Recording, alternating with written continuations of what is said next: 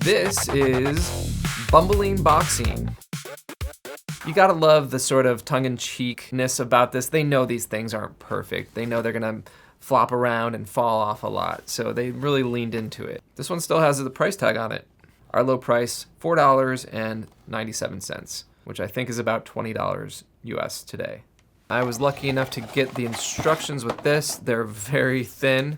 It's just one page, and that's because there's not much to this. Where this game does shine is the design of these little guys. They both have black eyes, and they both look like they're ready to scrap. Without me telling you much, I think you can figure out how this one works. It's just like the football one, but instead of a football, you're trying to knock each other off. What is different is that their arms articulate. They can go up and down a little bit, and so you can decide whether you want a more offensive position or a more defensive position. Let's wind them up.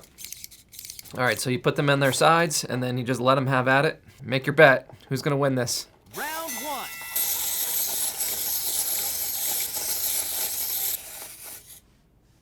All right, round one, pretty much a tie. Nobody fell down. Round two.